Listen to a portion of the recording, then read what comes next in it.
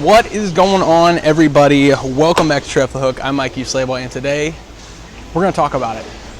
We're going to talk about why I went back to bowling one-handed. So what we're going to do today is very simple. We're just going to bowl a game here on a typical house pattern that's kind of stringed out a little bit. She's a little tight. And we're going to bowl with the new Steel Forge because this ball is awesome. And we're going to talk through why I went back to one-handed, the adjustments I made, what I'm going to do with two-handed, the whole kit and caboodle, and kind of go through it. So first, as we get to our first shot here of this game, let's just talk about why I switched. The beginning of this year, I had one of the most gut check moments of my bowling career where I almost withdrew from the US Open because of all the pain I was in.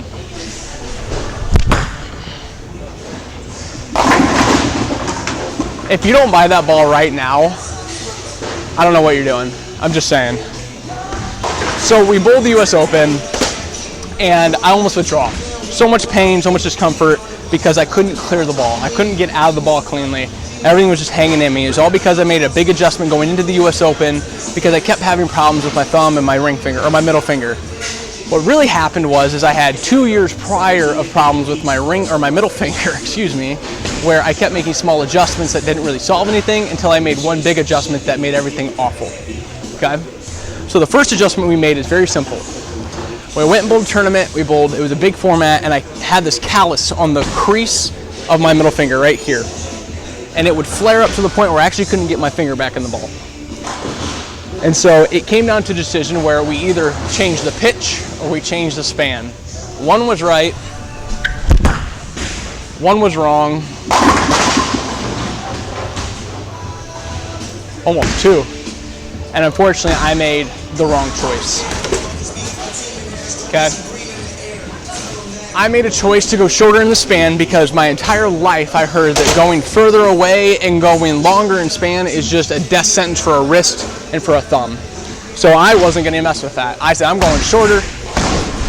That'll for sure solve this finger problem. It did not. What it did is started a snowball effect of multiple other pain, discomforts, problems the next 2 years that I never solved until I took these past 6 months off. US Open happens, right? We made the big change trying to think it would help.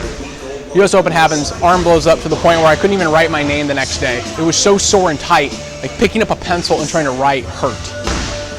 And so I decided to take as much time off as needed to bowl two-handed, because at the time I was messing with it and I was doing pretty good with it. And I decided I'm either going to bowl two-handed the rest of the year because I'll figure it out and make good progress, or we'll figure out what went wrong one-handed and we'll go back.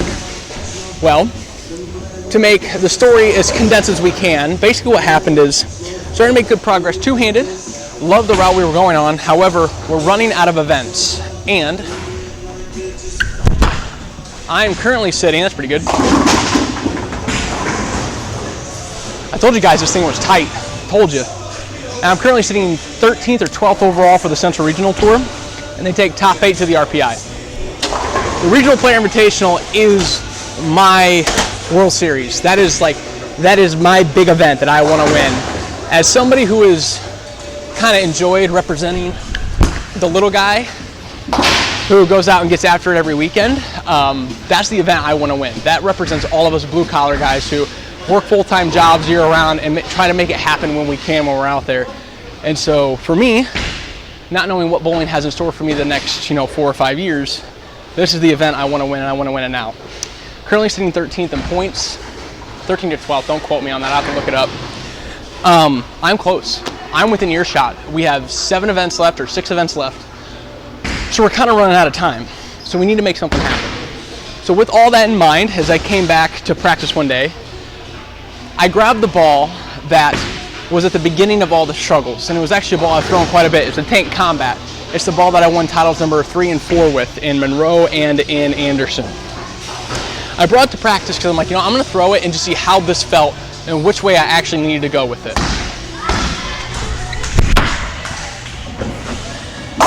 There we go. Because I thought now I've had enough time separated from bowling one-handed that everything that I come back to is going to be new, it's going to be a new feel, I'm be able to process it through it correctly. Sure enough, I was right. When I put my hand in the ball, I started laughing because I knew exactly what went wrong and why. Out of being so fearful of going away or longer in the span, I went shorter, when the only thing I really needed to do was just take it a 16th further away in the fingers. That was kind of like a laughable moment for me, that all this problem for the past 2 years that I've had have come down to me just needing to go further away in the finger, in the middle finger. What's even more funny than that is I didn't bother checking my actual span back in the day. I just thought my span's always been the same since I was 16. Come to find out, at 19 or 20, my span got longer. And I didn't bother checking it. I just thought my span has always been the same. So now we're all together from that ball. We're a 16th longer in both fingers, and I am a 16th further away in the middle finger. And it literally feels natural as it could possibly be. Like, no pain, no discomfort. It literally feels like I'm throwing a pillow. That's the best way to describe it. I feel like my leverage points are perfect. Nothing's pinching, nothing's binding, nothing's rigid, and everything just flies off my thumb now. And I don't need an 1/8 left in my thumb to get out of it. Actually, at one point I had 3/8 left in my thumb to make sure I got out of it. And that wasn't even enough. Now I have 0 left and 0 reverse in the thumb, and I come out of it as fast as I ever have. Pretty good. It's kind of dumb that these past 2.5 years have just been struggle and strife just to find out that I literally just need to go a 16th further away in the ring or the middle and a 16th longer in the span, and I'd have been perfectly fine. But sometimes, in order to make the adjustments that are necessary, you need to have a big change of scenery. And by me taking 6 months off, bowling two-handed, and allow my brain to reset and kind of get a new feel, a new perspective on what needed to change. And I really enjoyed the past 6 months. Bowling two-handed is a lot of fun. Now I'm going to say something that may be very controversial, but bowling two-handed, when you haven't done it your whole career, is stupid hard. It's way harder than this. For me, I can do whatever I want with a bowling ball with my thumb in it, because I can tip it, I can roll it, I can spin it, my rev rate's higher one-handed. I know that's crazy. A lot of people aren't that way. I am. My rev rate went from 480 two-handed to now it is back up to like 540, 550. I feel like my leverage points are so much more controllable because I have more contact points in the bowling ball, and being able to manipulate the ball at the bottom, so much easier. This lane's really tight. So much easier. And so with me now wanting to get back to the RPI, and that being the event I really want to win, I'm going to go now and go back to what I know best and what I can do best, and that is throw it with my thumb in it. I will say that the past 6 months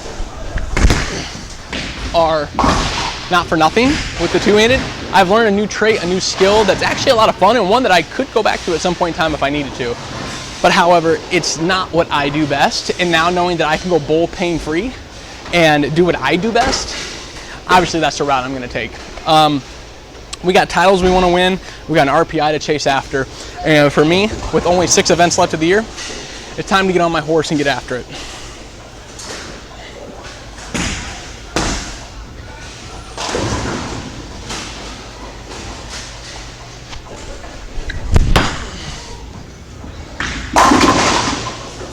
That is so unfortunate. So I'm sure a lot of people are wondering now, so what are we doing now going forward? Are we only doing one-handed? Are we going to put some two-handed in there? For the next probably a couple months, you're probably only going to see one-handed bowling, simply because leading up into the RPI, these last couple events, got the RPI qualifier coming up. I want to stay sharp, and I also want to get as many reps on my thumb and my arm as I possibly can before we get there.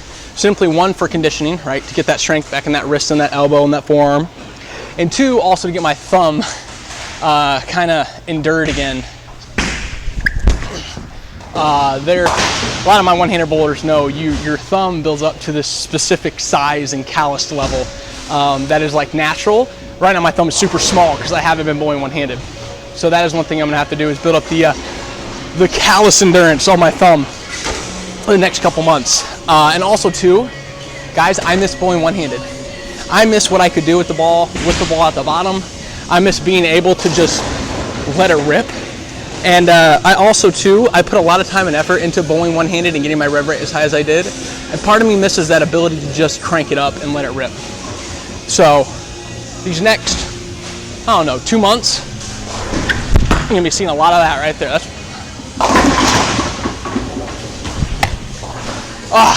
that should have struck.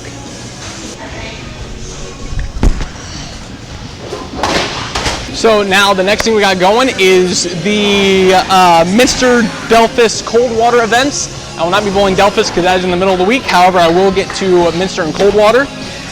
We have 9 bowling balls right now, all ready to be punched up. I kind of sat back in Arsenal and waited till it was time to get back into one-handed with everything being fitted correctly.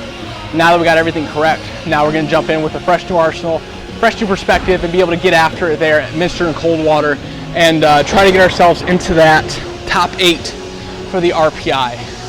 And I'm going to try to stone 9 again.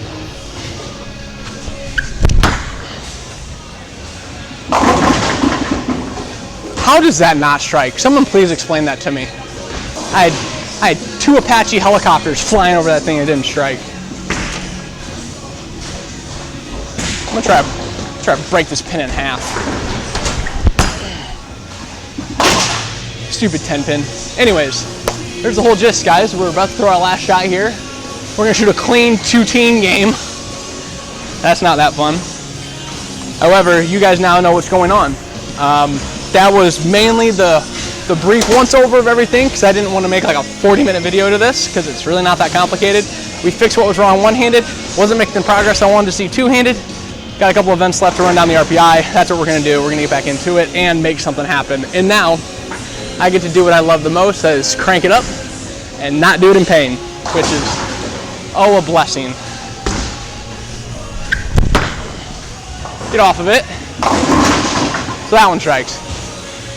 Anyways, guys, thank you so much for tuning in. I know it's just a weird short one, but that's kind of the brief once over of what's going on one-handed. Hope you guys enjoyed this. Keep us in the hook. I will see you guys next time.